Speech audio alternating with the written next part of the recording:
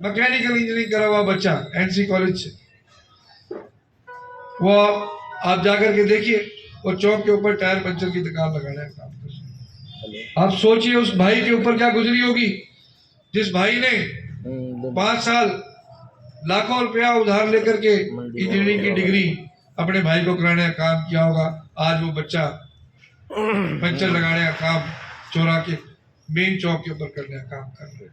वो जानता है, क्योंकि जमीन उसके पास नहीं, 1 किला जमीन होती तो बेच करके 40 लाख दे करके वो भी डॉक्टी की तरह अमेरिका जा सकता। आज देश के अंदर सारे संसाधनों के अंदर कमी आई।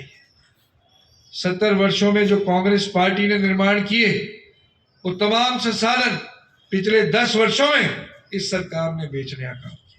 जिन संस्थानों के अंदर देश के नौजवान को नौकरी करनी थी, वो संस्थान आज अडानी को देने का काम किया। और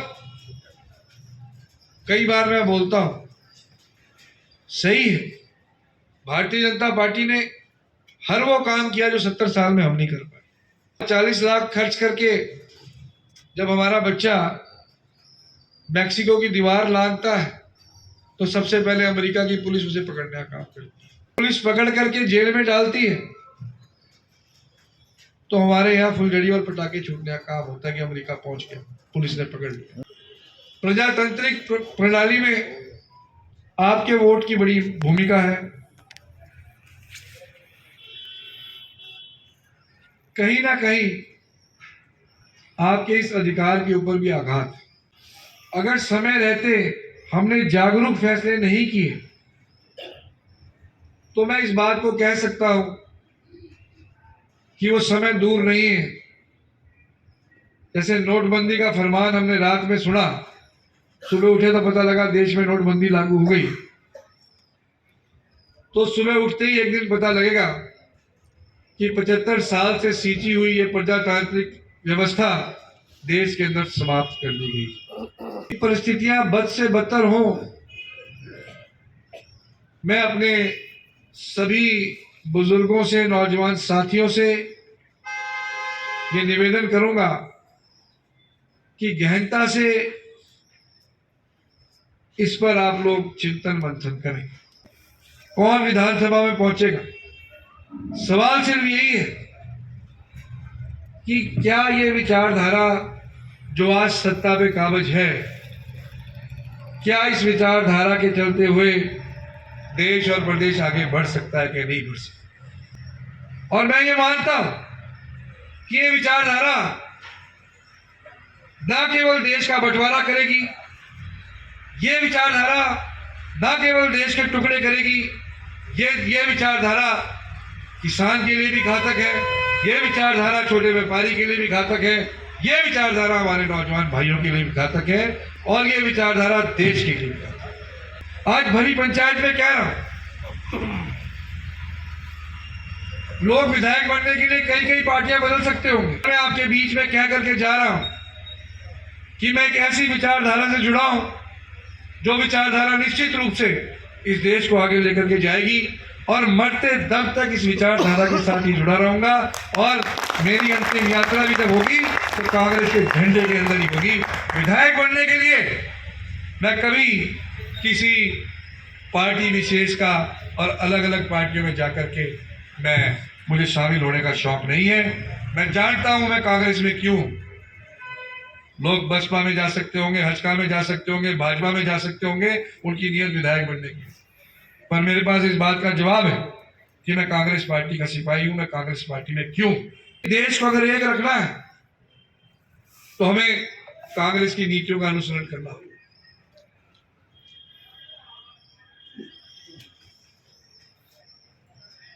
मैंने एक बार ग्रोवर साहब करनाल में प्रेस कॉन्फ्रेंस के माध्यम से प्रदेश के मुख्यमंत्री से सवाल किया। मैंने उनसे कहा कि मुझे आरएसएस के किसी एक व्यक्ति का नाम बताओ जिसे स्वतंत्रता सेनानी पेंशन मिलती है। के बहाने विधानसभा चुनाव की तैयारियां शुरू कर दी है, कुंभा बढ़ रहा है, किस प्रकार से देखते हैं? देखिए, बहुत आज घरौंडा में हमारे लिए बड़ी खुशी की बात है हमारे सब्जी मंडी एसोसिएशन के पूर्व अध्यक्ष कमलजीत शर्मा जी, जो एक बहुत ही मजबूत सामाजिक स्तंभ भी हैं, वो आज भाजपा को छोड़ कर के कांग्रेस में शामिल हुए हैं। हम बड़ी दिल की गहराई से उनका स्वागत करते हैं। उनके आने से पार्टी को बहुत मजबूती ना केवल रोहना में परंतु ज़िले में और आसपास भी खूब मजबूती मिलने का काम होगा। तो मैं दिल से उनका स्वागत करता हूँ। ये कांग्रेस हमेशा से लगातार, आपने देखा पिछले 1 वर्षों से लगातार कांग्रेस पार्टी जो है वो तैयारी कर रही है। पहले राहुल जी की यात्रा, हाथ जोड़ो यात्रा, भारत जोड़ो यात्रा के अंदर सभी कांग्रेस पार्टी के साथियों ने भरपूर सहयोग किया। उसके बाद हाथ से हाथ जोड़ो कार्यक्रम में तमाम कांग्रेस के नेताओं ने जो है वो पूरे प्रदेश भर में लोगों को अपने साथ जोड़ने का काम किया। लगातार गतिविधियां चल रही हैं। सभी नेता जो हैं वो गांव देहात शहर के अंदर अपना जनसंपर्क में लगे हैं। कांग्रेस और ज़्यादा मजबूत होकर के निकली है। मेरे अपने भी दौरे चल रहे हैं। मुझे लगता है कि लोगों का जो रुझान है वो आज कांग्रेस के प्रति है। लोगों ने संकल्प बदलाव का ले लिया है और आने वाले समय में निश्चित रूप से देश में और प्रदेश के अंदर कांग्रेस पार्टी की सरकार बनेगी, ऐसी मुझे पूरी उम्मीद है। अगर साहब 5 विधानसभा चुनाव की बात करें, कांग्रेस के अनुरूप चुनाव में जो नतीजे हैं वो नहीं आए। हरियाणा की राजनीति पे कितना फर्क देखते हैं? देखिए, निश्चित रूप से जब चुनावी नतीजे अनुकूल ना हो तो कार्यकर्ताओं के मनोबल निश्चित रूप से कहीं ना कहीं उसके ऊपर असर आता है। परंतु हरियाणा को अलग दृष्टिकोण से हमें देखना चाहिए। हरियाणा में 10 वर्ष से भारतीय जनता पार्टी की सरकार है और लोग भारतीय जनता पार्टी की नीतियों से और कार्यों से त्रस्त हैं। मुझे नहीं लगता कि इन चुनावी नतीजों का पब्लिक के फैसले के ऊपर कोई असर पड़ेगा। हाँ, हमारे कार्यकर्ता ज़रूर कुछ मायूस हुए और वो स्वाभाविक भी है, परंतु वो कुछ दिन की बात होती है, उसके बाद सब चीज़ नॉर्मल हो जाती है। आज कांग्रेस का कार्यकर्ता जो है, कई दिन से मेरी बैठकें चल रही हैं, तो कांग्रेस पार्टी का कार्यकर्ता अब उत्साहित है। गांव-गांव के अंदर कांग्रेस का झंडा लेकर के प्रचार उनका चल रहा है और जिस प्रकार से जन समर्थन मिल रहा है, उससे मैं दावे के साथ कह सकता हूं कि जनता का मन बदलाव का है।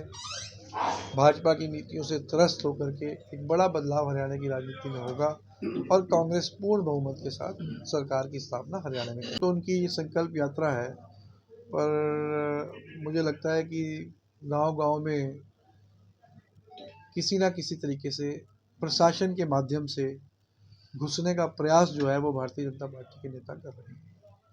हालांकि उनके द्वारा किए हुए कार्य जो हैं इस प्रकार के हैं कि जनता बेताबी से उनके इंतज़ार में बैठी थी कि वो जब कब आएँ और उनसे पिछले 10 वर्षों का हिसाब किताब और सवाल जवाब किए जाएँ।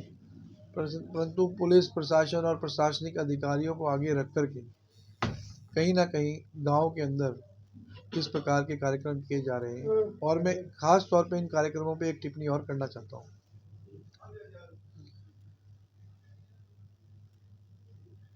आप देखिए, सबसे पहले तो हमारे सरपंच भाइयों पे एक तरफ भारतीय जनता पार्टी ने लाठीचार्ज किया। अब प्रशासनिक अधिकारियों के माध्यम से, डिप्टी कमिश्नर के ऑर्डरों के माध्यम से सरपंचों को बाध्य किया जा रहा है कि आप इस कार्यक्रम को कराएं। मैं डिप्टी कमिश्नर करनाल से पूछना चाहता हूं, क्योंकि ऑर्डर डिप्टी कमिश्नर करनाल के, जो सरपंच भाई हमारे इस सारे कार्यक्रम का खर्चा करेंगे, 1 से 1.5 लाख रुपये खर्चा आएगा एक कार्यक्रम को करने का। टेंट की व्यवस्थाएं हैं, कुर्सी की व्यवस्थाएं हैं, खाने पीने के सामान की व्यवस्थाएं हैं। तो डीसी साहब बताएंगे जरा वो बिल कौन से खाते के अंदर उस बिल को पास करेंगे? या डिप्टी कमिश्नर करनाल ये चाहते हैं कि भाई सरपंच अपनी जेब से खर्चा करें? या तो डिप्टी कमिश्नर करनाल ये बताए कि कौन से हेड के नीचे उसकी बिलिंग सरपंच पंचायत फंड से करेंगे, या ये स्पष्ट कह दे कि भाई पंचायती राज एक्ट के अंदर तो कोई व्यवस्था नहीं है, सरपंच साहब अपनी जेब से खर्चा करें। तो ये वो लोग हैं जो लाठी भी मारते हैं और धक्के से सरपंच हमारे भाइयों के ऊपर प्रेशर भी बनाते हैं। तो जो मैं बोलता हूँ कि ये तानाशाह है, तो उसमें कोई अतिशयोक्ति नहीं है। इनकी गतिविधियाँ तानाशाह वाली हैं और जनता इतनी जागरूक है, वो वोट की चोट से इस तानाशाही का अंत हरियाणा के अंदर करने जा रहे हैं। पुराना साहब, जनता के पैसे को संकल्प यात्रा के माध्यम से खर्च करना, सरकार का बखान करना, पार्टी का बखान करना, कहाँ तक जाएगा? मैंने कहा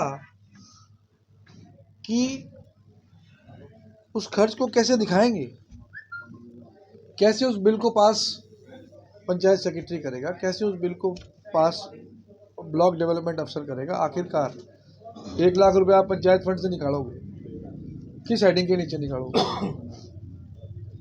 आप ये तो कह नहीं सकते कि टेंट लगाया, ये भी कह नहीं सकते चाय पानी समोसे लेकर के आए। तो वो बिलिंग कैसे होगी? ऑर्डर डिप्टी कमिश्नर का है, लिखित में है, डायरेक्शंस हैं पंचायत को इस कार्यक्रम को करने के लिए। तो क्या डिप्टी कमिश्नर करनाल ने किसी फंड की व्यवस्था की है, पंचायतों को कोई पैसा भेजा है, या मुख्यमंत्री ने कोई स्पेशल फंड एलोकेट किया है? क्योंकि आपने देखा होगा पहली बार ऐसा हो रहा है कि प्रशासन पंचायतों को ये ज़बरदस्ती कर रहा है कि आपको ये कार्यक्रम करने हैं और उसकी पेमेंट भी करा रहा है। तो कहाँ से वो पैसा आ रहा है? मैं तो प्रदेश की बात ही नहीं करूँ, मैं तो अपने यहाँ की 106 पंचायतों की बात करता हूँ। प्रदेश स्तर पे तो जाएंगे तो आप देख लीजिए कि लगभग 6000 पंचायतें हैं। 6000 पंचायतों में 1 लाख रुपया अगर एक पंचायत की औसतन खर्चा भी आप लगाओ तो आप देखो कितने सैकड़ों करोड़ रुपए हो गए।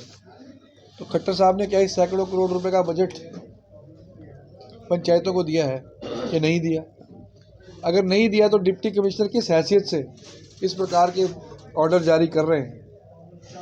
तो ये एक बड़ी अजीब परिस्थिति है। जनता के पैसे को, पंचायत के पैसे को, जहां वो पैसा गांव की गलियों के अंदर लगना चाहिए, आप टेंट और शमियाने लगवा करके, चाय पकौड़े बनवा करके, और उस पैसे को आप निश्चित रूप से ख़राब करने का कार्य कर रहे हैं। तो वहाँ कुछ हो भी नहीं रहा। वहाँ आप अगर कोई समस्या, आपने हर जगह CSC खोली, अगर कहीं, इसका मतलब या तो CSC का सिस्टम फेल है। वहाँ पर अगर आपको कोई पेंशन की समस्या है, कोई और कार्ड बनवाने की समस्या है, वो तो CSC के अंदर होती है, उसकी फ़ीस जमा कराओ और वहाँ। तो वहाँ क्या किया जा रहा है? क्या वहाँ सिर्फ चाय पकौड़े और पार्टी का आयोजन करने के लिए 1.5 लाख रुपया सरपंच भाइयों के माध्यम से लगवाया जा रहा है? तो बहुत दुखद परिस्थिति है। राठौर साहब, अभी कुश्ती संघ के चुनाव हुए, उसके बाद बड़ा बवाल हुआ, खिलाड़ियों ने अपने पदक लौटा दिए। आज उस नवनिर्वाचित कुश्ती संघ को सस्पेंड किया है। आप कैसे देख रहे हैं इस प्रकरण को? मैंने वो खबर नहीं पढ़ी, मैं सुबह से क्षेत्र में हूँ, जी, मैं भी पूरी जानकारी इस खबर की मैंने नहीं ली। मैं एक बार पूरे प्रकरण को पढ़ के आपके बीच में इस पे जरूर टिप्पणी करूंगा।